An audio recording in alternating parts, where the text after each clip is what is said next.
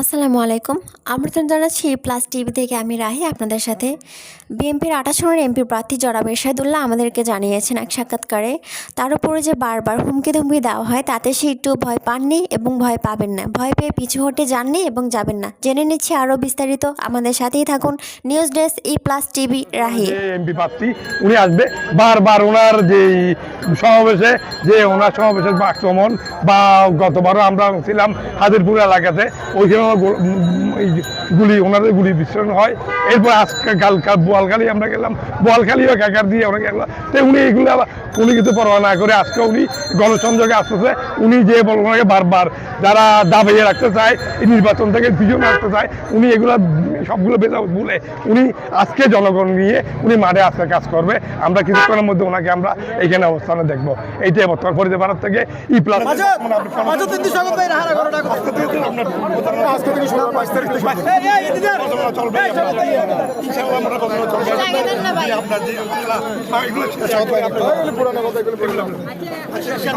আমার কথাগুলি বলে আপনারা সবাই সুশৃঙ্খলভাবে দাঁড়িয়ে যান। আমার ভাই তোমার ভাই আপনারা আমরা যদি ভোটার হতাম আমরা যদি আমরা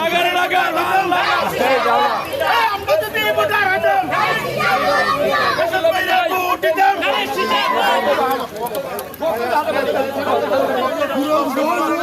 শ্রমিক দলের সাবেক যুগ্ম সম্পাদক মোহাম্মদ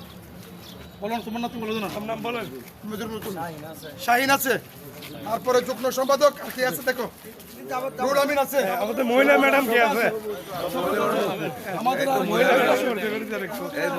সহযোদ্ধা বলতেছি, আমাদের আরেক সহযোদ্ধা, আমাদের বাল্যকালে এক বন্ধু বিএনপি দুঃসময়ের কর্মী মোহাম্মদ জাভেদ,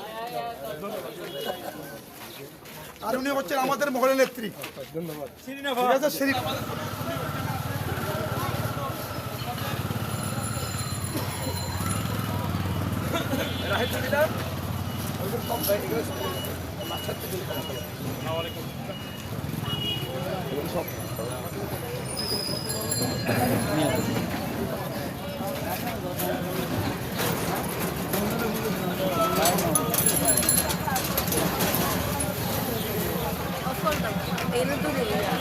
প্রেস মিডিয়ার মাধ্যমে কি বলেছিলাম, আসলে মূলত এই নির্বাচনকে বানচাল করার জন্য কিছু উদ্দেশ্যবিহীন মহল ধারা আছে কি এটা হামলা মামলা করার জন্য।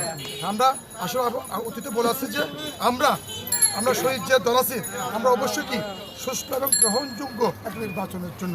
তাই যারা এই হামলা করতেছে আবারও আপনার মিডিয়ার মাধ্যমে জানাচ্ছি এবং আবারও দাবি জানাচ্ছি যে প্রশাসন অবশ্যই যারা হামলা করবে ওদেরকে কি আইনের আওতা আনার জন্য এখান থেকে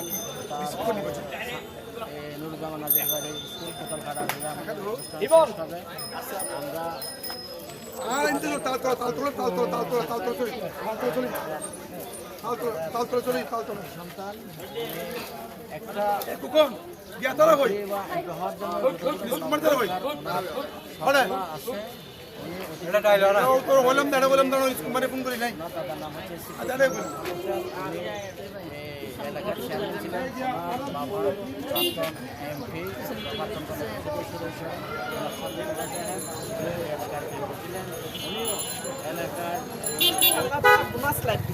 হ্যাঁ, আসলে ওই ঘটনাটা কেন ঘটছে আপনারা জানেন।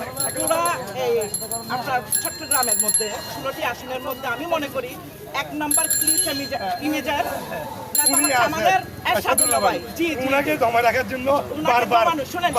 উনি নির্বাচিত হলে এখানে কোনো চাঁদাবাজ কোনো সন্ত্রাস হবে না, কারণ উনি একজন সৎ মানুষ এবং উনি ত্যাগী নেতা। আরেকটা বিষয় হলো যে উনি এমপি ছেলে, ওনার সম্পদের অভাব নাই। উনি এখন সম্মানের জন্য দলকে কিছু দেওয়ার জন্য আমাদের 8 নং আসনে চাঁদগাঁওবাসী সবাইকে বোয়ালখালী সবাইকে দেওয়ার জন্য, ঠিক আছে। এরপর আবার যেটা ককটেল বিস্ফোরণ চলে আসছেন, তো ওনাকে বুলেট ককটেল দেখি লাভ নেই।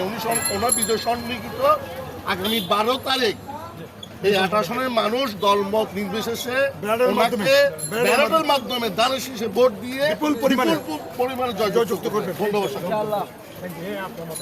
বিসমিল্লাহির রহমানির রহিম। আমি মোহাম্মদ জাহাঙ্গীর আলম, সার্কার 45 নাম্বার সাংগ্রে ওয়ার্ড। ওনার একটা বক্তব্য ওটার থেকে এটা ইতিমধ্যে আমার এরশাদ ভাই বিগত 2-3 মাস আগে গুলি খেয়েছে, তখন আমরা সবাই এবার কেয়ারে জনগণের কাছে, দেশের কাছে, দশের কাছে, সবাই কাছে, মা বোনদের কাছে, বাইরের কাছে দোয়া চাইছি, আল্লাহর কাছে প্রার্থনা করছি, দোয়া করছি, নামাজ পড়ে পড়ে দোয়া করছি, আল্লাহ যেন ওনাকে হায়াত দেন, ওনাদের মাঝে আবার ফিরিয়ে দেন।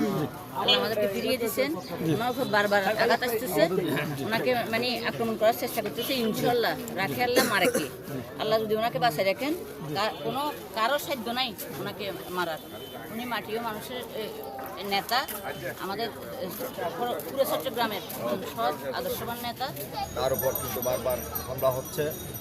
কিছুদিন আগে গত 2-3 দিন আগে নোয়াখালীতে একটা হামলা করতে চেয়েছিল, ইনশাল্লাহ পারে নাই আল্লাহর রহমতে। এখন আমরা মোটামুটি এরশাদ ভাইকে এখানে 8 আসনে জয়যুক্ত করতে চাই। সবাই একত্রিত আমরা দ্বারের শীষে ভোট দিয়ে ওনাকে এমপি হিসেবে দেখতে চাই এবং সংসদে পাড়াই এবং মন্ত্রী হিসেবেও দেখতে চাই।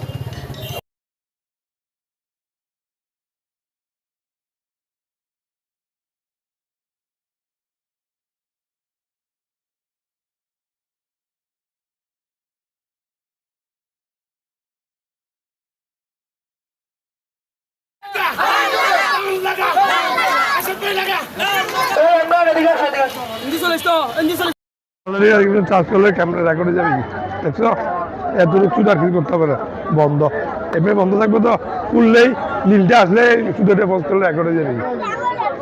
হ্যাঁ এখন না, এখন দরকার নেই তো, আসলে আসলে করবে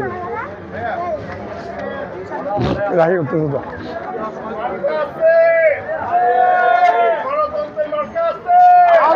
শীষে ভোট দেন।